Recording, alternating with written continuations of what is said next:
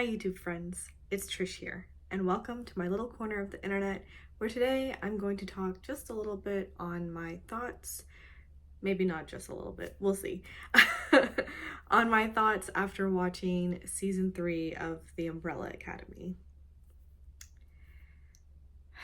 So I was going to actually make this whole reaction series sort of thing, but it didn't work out. And I'm really sorry because that was something I was really looking forward to trying out, and I did. And for now especially, it's just not feasible for me. My final upload ended up having a few clips from the show, and it did actually go up. So I'm kind of wondering, and I'm gonna test it with this video, if I can still add a few clips here and there. I'm assuming that the issue that I had was I maybe had just too many clips because I love details, and so I wanted to include as much as I could. My whole thing is I wasn't sure how that was going to end up turning out, and I actually really quite enjoyed watching it back, so I was really excited about uploading the reaction, but just with so much that was going into it, trying to figure it all out, it's very much a trial and error sort of process. And I don't know if I kept this in one of my earlier videos, but like I'm in the process of moving at the moment, and I'm balancing work and I'm balancing other engagements, like prior things that I had going on. So it's not feasible at the moment for me to do. So I did still want to make a video on season 3 because I did end up going through and watching the whole season. I have thoughts, obviously. That's the whole point of this video. But overall, I feel that I enjoyed it. I think it's really hard not to enjoy a show like this. Again, going back to just the character dynamics and how the siblings are with each other, and I'm very mushy-gushy when it comes to that kind of stuff, mainly because I don't have the most harmonious of family instances, and not saying that they really have a harmonious family dynamic going on, but it's something that's been building since season 1 when they were very separated from each other. It's just been a growing process of coming back together and really caring for each other, and they had their moments, and especially in this season with Vanya transitioning into Victor, which I thought was handled really well. It was nice to see all the siblings, and like they didn't all find out at one time. It was sort of in groupings or singular, and just seeing how that developed, and you know, it was just, I loved it. So anyway, I did write some notes, and just gonna, sorry, that's my teacup. But anyway, just gonna sort of go through the things that stood out to me. Yeah. So here are my thoughts on Umbrella Academy season 3. Oh, I start off with I like the Vanya transition into Victor, and how the siblings reacted. Yep, said all that. Oh, so one of the scenes in particular that stuck out to me was where Luther was talking to Diego about should we throw a party, which always sort of reminds me of I don't know if you've seen this show Ugly Betty, but her nephew was gay and he wasn't quite out yet, but the family had sort of guessed, I guess, or like found out inside. I don't remember the specifics, but so they were going to throw him like this coming out party, and her assistant, I mean not her assistant, but one of her co-workers who was gay, and I mean outwardly gay, sort of stopped them right before he like walked in, and there were rainbows and like all the balloons and the cake and everything, and he was like, oh my god. So he's like, you can't do this, like you have to let him come to it in his own terms and at his own pace and stuff. So it just always sort of reminds me of that. But technically this is after, you know, Victor had sort of announced that I'm Victor and I've always been Victor, and so I guess anyway, just it was super sweet. But the particular point of the scene that really sort of got to me was when Victor does walk up to them and Diego, who's holding like a box of Molotov cocktail preparations, it's just like Luther wants to throw you a party to show you that, to show that he, like, you're loved or whatever. And then it's just like, do you feel loved? And Victor says, yeah. He's like, good, because you are. And it's just like, it's such a short scene, but it's just so sweet. I really like it. I loved it. Crying. Okay. Okay. Another thing that maybe not so much about the story. Well, okay, it's part of the storyline, but the sparrows just dying. Like, I mean, first it's Marcus, and that was super sudden, and he was just gone very viciously, by the way. Which was another strange thing, because what is determining what's taken each time one of those waves happen or the surge happens that goes out and sort of comes back? Because Marcus and the dog were the first that we see are gone, and it seemed to be like this painful experience, but then as it kept on happening, it sort of just looked like they disappeared, like wafted into the air or and was sucked in or whatever, but there were no screams of pain. So that sort of kept on changing throughout the season and was a little confusing, just in that respect. But yeah, so like Marcus is gone suddenly, and then is Jamie and Alfonso, and granted that was Harlan, which I guessed it was Harlan 5 seconds before Victor called his name, and I was like, how did I not like think that that would be Harlan? I have no idea. I was trying to figure it out because he's older than them, but he had powers, and I was like, to my understanding, it was just, granted, I thought in season 1 it was 40 some women around the world had just randomly gotten pregnant or like just had a baby. Anyway, so yeah, it just, I couldn't figure out who he was, and literally like the blast happens, Jamie and Alfonso are laying there and you see Harlan standing there. I'm like, oh my god, it's Harlan. And Victor calls his name. So anyway, I was late to the game over there, or maybe just in time. So yeah, I mean, they're just suddenly gone, and then after that is like Faye goes, and Christopher the Cube, which was never explained. That was why is he a rotating cube that like talks in computer speak? I don't understand, and I don't get it. Like, what? So anyway, that just, no explanation there.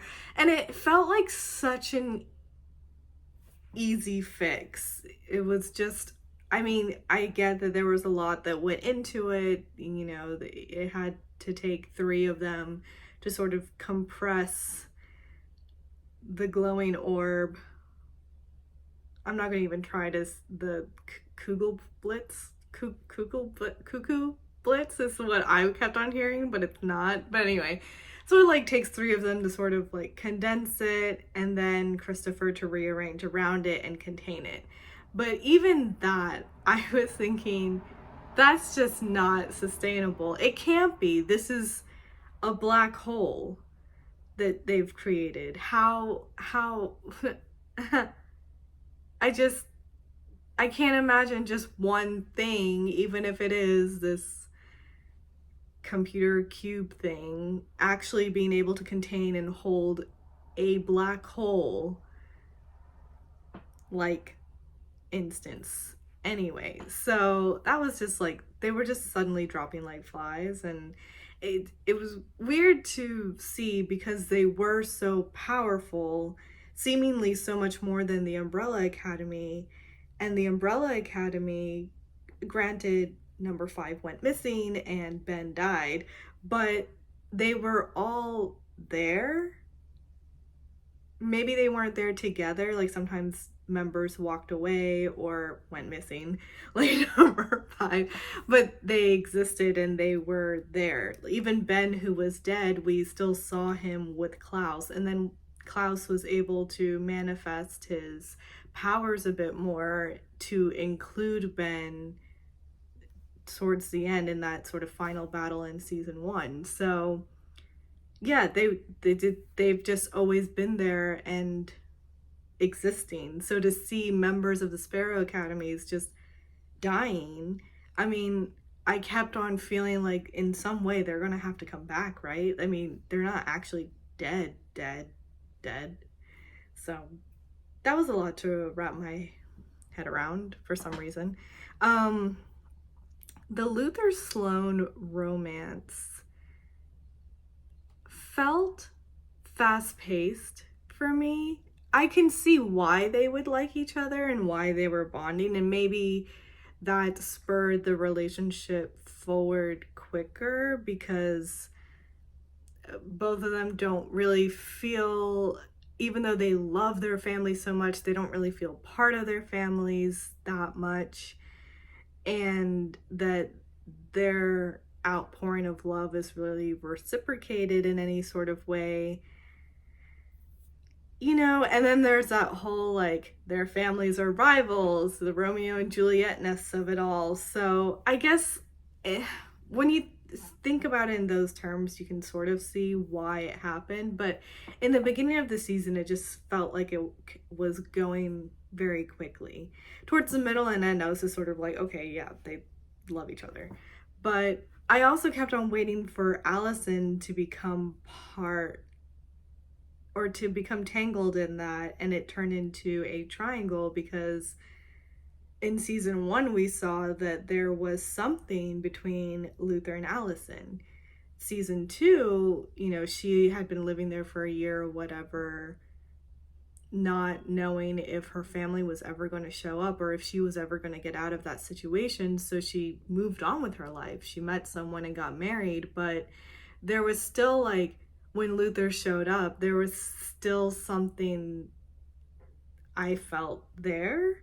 So I was so sure that something would end up happening, but I guess she was just dealing with so much this season that never happened. I mean, she had that moment where she wanted to use him as a distraction, which was, that wasn't great. I'll get to that later. So it's just like, yeah, it was also hard to see the Luther Sloane connection for what it was, because I just kept waiting for him to think about Allison. Like, it just seemed like he completely dropped her and was just really swept in with Sloane, which also did not feel on par with who Luther is. Granted, they still show those moments of him talking to Victor and being like, thank you for being there for her while she's going through this, and like even towards the end sort of hoping that they'll patch things up because he doesn't want her to be alone when the world ends. So it's like there's still those moments that show that he does care about her, but it's like he does not romantically love her anymore, when for 2 seasons she, yeah, really mattered to him. So anyway, it was abrupt and fast moving, but cute in its own way. Like, I'm not liking the Luther Sloane connection, although now who knows what's going on. But you know, it's sweet and adorable, and they're a cute couple. Okay, so yeah, circling back to Allison. Damn. What to say other than damn. She dealt with a lot, and at times, even though even though that there's a very valid explanation for it, you still, like, I still felt that, oh, I can't really stand in your corner for some of these things that you're doing, even though it's like, I understand why, but, oh,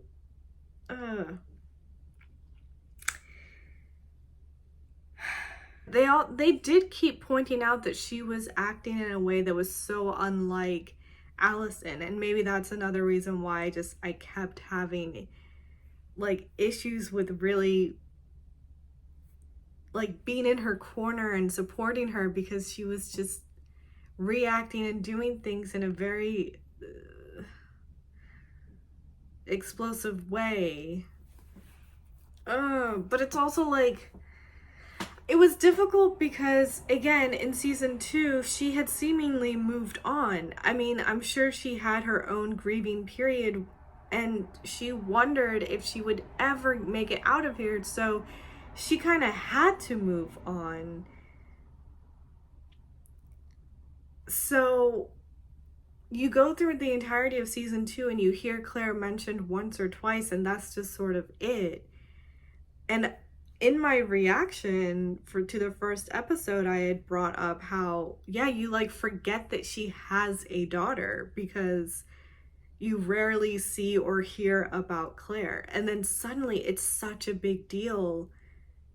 And I feel like a bitch saying it like that. But in season 3, it's like this is like the core of her arc and storyline, when in the previous 2 seasons, I don't know, there were like mentions, season 1 more so, I mean, what am I trying to say?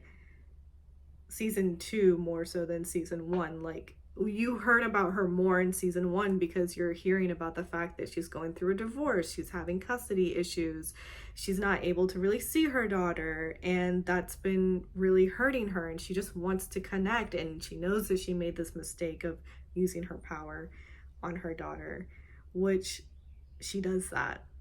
And that's really hard. I mean, I think it's so easy for me to say that because I don't have a power like hers. You don't know what you would do if you had a power like that. I think that's one of the hardest things to really keep yourself in check about, because it's so easy to say, I heard a rumor, and then list out your desire to happen. That's such a like difficult thing to like power to have to not abuse. So I mean, oh my god. But again, you know, back to the whole Claire thing, it's season 1 you heard her a bit more, but season 2 you barely heard about Claire, and that's an entire season. And then you come to season 3 and she comes back and her daughter just never existed. So yes, that is a huge thing. So, you know, and that's what I kind of had to remind myself, that she came back to this timeline fully expecting to see her daughter, knowing that she will never see or be with Ray again because he stayed in his time and lived out his life, and like, that's just it.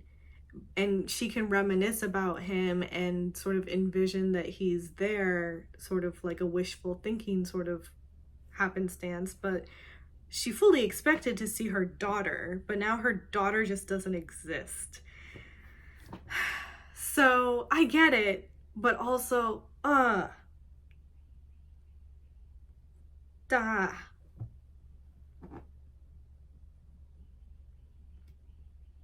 Oh, I talked about the how I guessed it was Harlan just 5 seconds before Victor said it.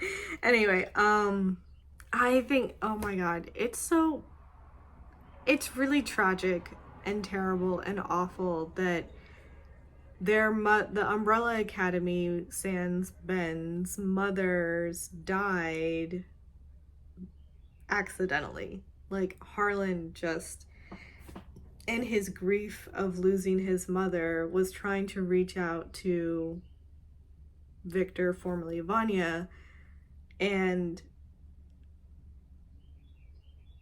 I don't know, mass charged the circuit and broke it, is the way I kind of understood that. And, you know, just horribly accidentally killed their moms.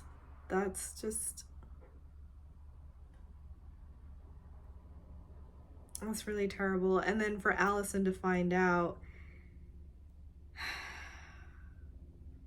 already dealing with so much, and she's now angry at Victor for keeping that from her and them.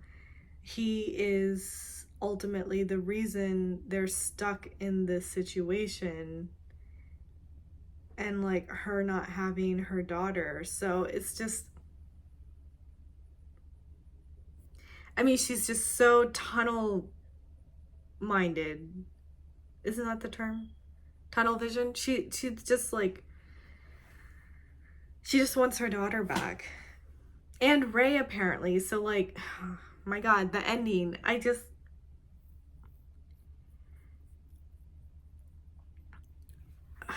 When I was watching the ending happened, initially my first thought was, oh, they all died. Like, this is just heaven. They've just all died, because all I'm seeing, because I'm not like registering certain points, but Allison goes to her house and her daughter is there, and then Ray is there. So I'm like, oh, okay, this must just be a version of her heaven. Like how Klaus was, how after Klaus died for that last sort of time on the antler, and oh God, anyway, and he's chilling with Luther, and Luther's trying to convince him to go back and protect everyone, save everyone, let them know what's going on. They keep shifting into different heavens. So, and I like wasn't sure if these are individual heavens to each person who has passed on, or if it's like a collective, like, oh, this many people believe in this sort of heaven, so they just all go to that form of heaven. I'm not really sure on that front, but I guess I was thinking more on the individual sense, because then I was thinking, oh, well, Allison, you know, is home, her daughter is here, and Ray is here. So I was like, okay, they're in heaven. But then, like, why are all the other Umbrella Academy members, plus Lila and Ben, who's technically Sparrow, I guess, over here, how are they all together in this other place? And they're coming out of the elevator, and Luther has his original body back, and number 5's arm is back, Diego's fingers are back. So I was like, okay, I mean, maybe this is like a way station or something like that. And with all the pathways leading away from it, it's like maybe they're going to their own individual heavens, and Allison just like jump shipped early. I didn't even really register that they were all dressed differently than Allison was. Like Allison was still beat up and stuff. I don't know, but then the camera pans and you see Reginald standing all like powerful and whatnot in his tallest skyscraper among the many buildings with his name on it, and his wife Abigail is there. So it was still sort of tying to the, maybe this is a heaven because his wife is here and she's dead, yes. But yeah, I watched a few YouTubers talk about like explaining the ending because I enjoy watching those after finishing a season. And so apparently it's most likely another timeline. Or I was wondering, could it also just be an alternate universe? sort of situation, but maybe that's just getting way too complicated. Which sort of led me into thinking about that tangled complication because, like, okay, hold on. So while I was watching one of the reactions, they had mentioned after the credits scene, which I did not see, so I paused that, went back to the show to watch that scene, and it's Ben in a suit. We love to see Justin in a suit, but anyway, and he's on a subway, and the speaker, the lady mentioning about stops or whatever, was speaking in Korean at first, so it's like, oh, he's in South Korea, and he's just like smiling, reading a book, and so, like, one of the, I'll have to find who that YouTuber is so I can link it, but one of the YouTubers was mentioning about how this is a doppel Ben, most likely, in the new timeline, which, you know, it just, so I'd wondered if they would run into their doppels at some point in this season, because they did mention it in the beginning. Like, 5 was sort of warning them that in this new timeline, technically, we all still exist. We just weren't adopted and brought over here. So, there's 2 of us. And that never got brought up because I guess there was just so much more going on. So maybe season 4 will explore doppels more because, you know, we see Ben, which I kind of love that these seasons are always ending with a scene about Ben. Like, yes, Justin. Anyway, very proud because I'd first come across Justin Min in a Wong Fu production video, so like a YouTube short or sketch or whatever they're called. That was the first time I came across him. So to sort of see him progressing and moving into, yeah. I think Justin Min might have been initially what brought me to watch The Umbrella Academy. Him and Elliot Page. So we're very proud. I'm very proud anyway. So yeah. Where was I going with this? Yeah, I'm trying to understand. My note says, but no, it's a new timeline and there's 2 Bens. I wondered if we'd knock into the doppel this season, but there was already so much going on. Which, cool that Klaus can come back from the dead. Guess he never noticed before since he was always under an influence of some sort. I don't know what that has to do with doppels. I don't know where my brain was going. I sometimes have like 2 or 3 trains of thought going on at once, and it just never really pans out. Anyway, why did Sloane disappear at the end? Like, why was she not,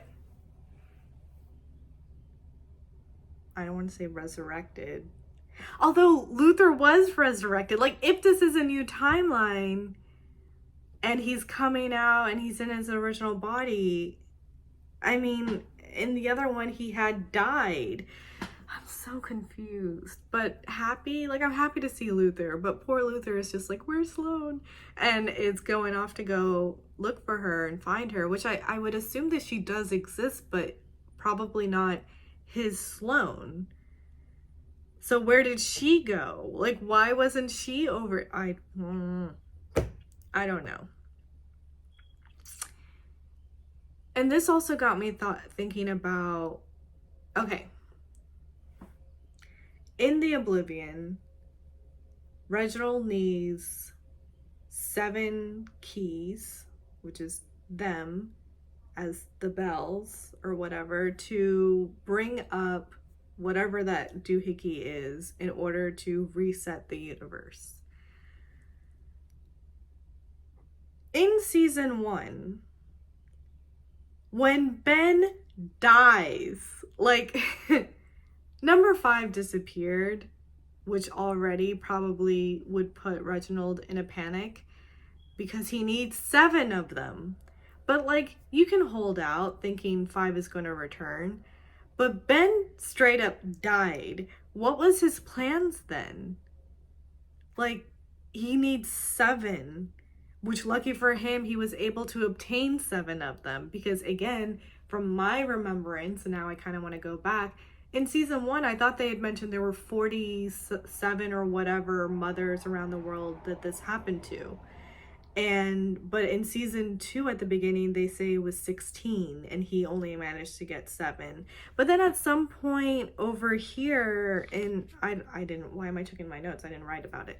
But sometime in this season, Harlan was mentioning, or like he wasn't mentioning, someone was talking about how Harlan had, like, he'd accidentally killed their 7 mothers, which, oh, maybe that left 16? Nope, that doesn't make sense. That math does not add up. Point is, there's a lot. And he just managed to obtain 7 of them. But those were the only ones he was focused on. So when Ben died, what was his plan? Like, what was he going to do? Or did he think, okay, so here's where everything gets tangled on. Did he think, or does he know, because here we go. This is where the grandfather paradox starts to like make sense, but not make sense to me, because I'm gonna start speaking in riddles and it's gonna annoy the crap out of me too, so bear with me. In season 1, we think of that as the base level.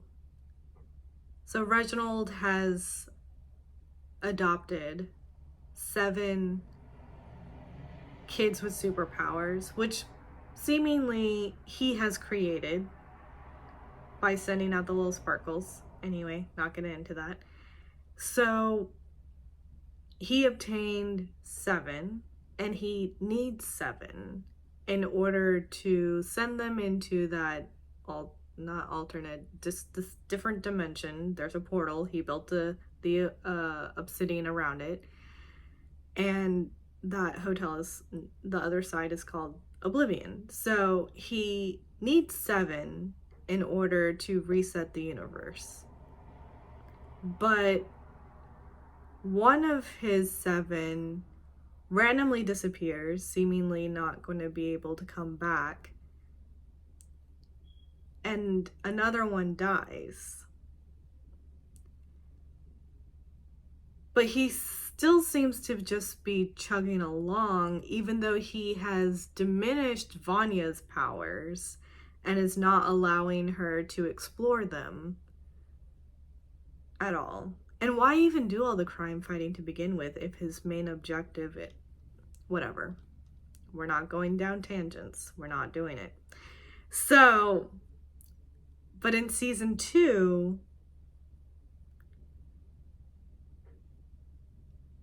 5 tries to push them all back now that they know that Victor, formerly Vanya, is the instigator of the apocalypse. So now let's go back and just not do that.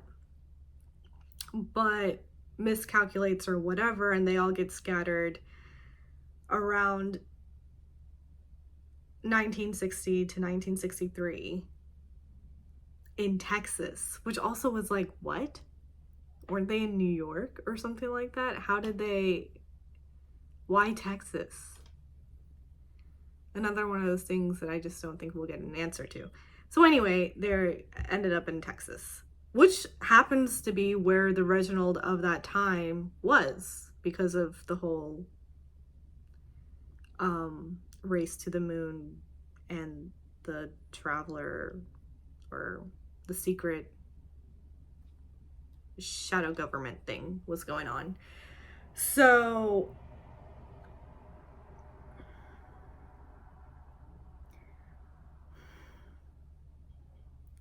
my question, I think, is, in season 1, does that Reginald have the knowledge that 5 is going to be coming eventually and accidentally shifting them to 1963, and he's already met them in 1963. But if that's the case, why would he create the sparrows? Then none of this stuff in season 3 would have happened, right? But if that's not the case, why wasn't he like more upset in season 1? Instead, he did that whole thing where, okay, his children dispersed after Ben died because they lost their mojo, but like, he died. Yeah, he died in order to bring them all together, which him dying also defeats his objective of trying to reset the universe.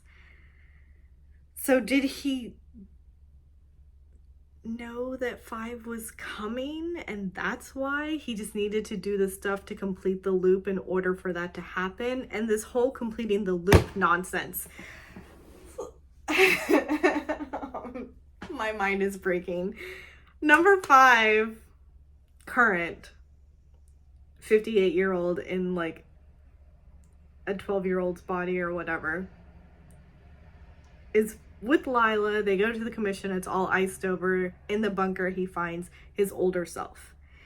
His older self does not have an arm and tells him, do not save the world. But they do save the world. Granted, he didn't want to, but they do save the world, technically. But in that last scene, he has his arm back. So what changed?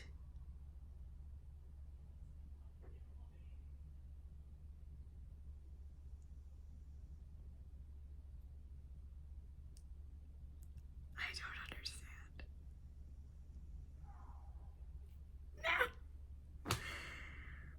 Okay. What else did I have in my notes? Because I'm just moving on. I can't. If I stick too long on this, it's just going to be me repeating the same thing sort of over and over and just going in circles. And it's just, okay. Okay, we're moving on. Okay. Last note. Funny that I wrote this and I'm also, while recording this, forgetting. But I wrote, oh my God, almost forgot Jennifer.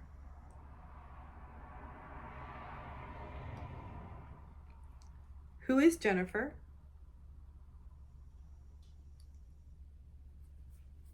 Who is she? This is the first we are hearing of Jennifer. And I remembered in that episode, in season 3, there is an episode, Victor and Allison have their fight, and Victor is hiding out in Ben's room, which I found sort of interesting because, like, Ben doesn't seem like the type of person who would like that, would allow it. So why would you? But anyway, I guess Victor feels some sort of a closeness with Ben since Ben was also their brother while they were growing up, but this Ben does not remember that and gets annoyed whenever they bring it up. So anyway, point is, Victor is in Ben's room and we see these beautiful sketches on his desk and tacked to his wall of this young lady and the name Jennifer written on there. So she is Jennifer. And then I thought it was later in the season, but it's actually in the same episode. I just checked. Klaus and Reginald are driving out. Reggie wants to train him better for his gift, which also I found weird at the end when he just discards of Klaus, but I guess he was just using Klaus to get everyone together. So anyway, still, they were somewhat bonding over here, and Klaus was telling him about their original timeline and that they lost Ben, Ben died during the Jennifer incident. Who is Jennifer? I need to know. I want to know. Who's...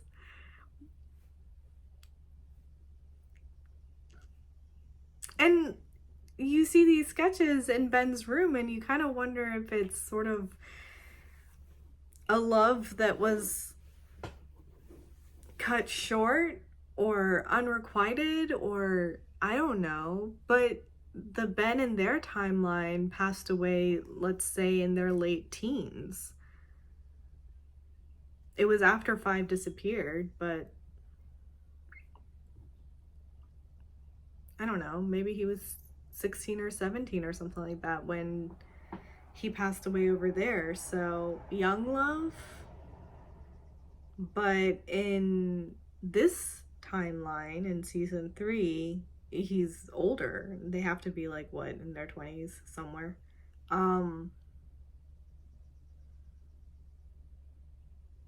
But maybe that's how he got his scar. Like he was trying to save her or something. I'm gonna start like just thinking on it and writing this whole story in my mind of who Jennifer is. Anyway, that's mainly everything. Oh, I just have one more word written after that, and it's dictator. Which is Sir Reginald Hargreaves. And that is really tough to come to terms with. Just, he really does not care for them and is purely just using them. And it's hard to wrap my mind around because I keep thinking to little scenes like when Victor, formerly Vanya, was young, and though they were left out in all the activities and eventually in most of like the training stuff and things, you know, they wanted to pick up the violin and asked Reginald if they could use the one that he has over there, and he's like, yeah, sure, go ahead. But you see this small smile when she's practicing upstairs and picking it up and talking with mom, and like it's sort of this moment you kind of feel like, okay, he's sort of proud of her for doing this. And it was his wife's violin. He clearly loves his wife. So anyway, it's just, and you see the moments that him and Klaus have through this season, and I mean, like I'd mentioned at the beginning, I'm a sucker when it comes to sort of familial relationships and those dynamics and the closeness that you can find with family members. And maybe I'm just not that I have no love in my family, but it's just there's things. Maybe I'm just so starved for that sort of love and attention in my own sort of way that to see it represented in shows, it's very heartwarming. But then to see that he just completely turns around and chucks Klaus to the side, it's so hard to wrap my head around. But, you know, he is an alien, technically.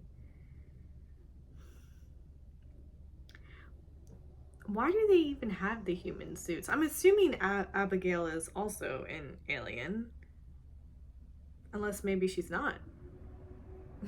Maybe she's a human and that's why he has a human suit. We haven't seen if hers is a human suit.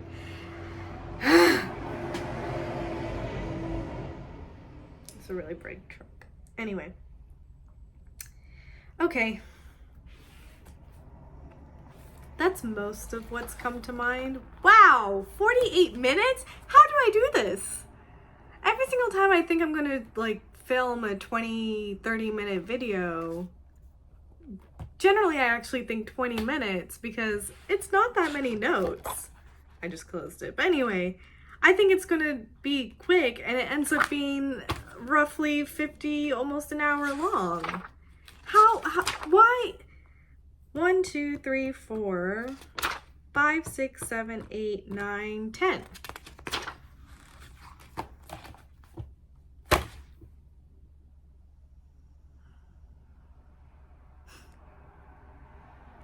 So with that, that's about it. At least for this video. Who knows? I may come back after I think on it some more. Because I literally finished watching just a couple of hours ago. Wait. No, I finished watching last night. This morning I was watching some of like the YouTuber endings explained videos. So, which I'll write those in the description. But yeah. For now, that's about it. Thank you for watching, and I'll see you next time. Because Bachelorette starts next week, right? Or this week? When does it start? Next week. Yes. That's going to be interesting. So, if you're interested in that, I'll be doing videos of some sort. I think, most likely. Maybe. Most likely. Yeah. Okay. Anyway, yeah. That's about it. Toodles.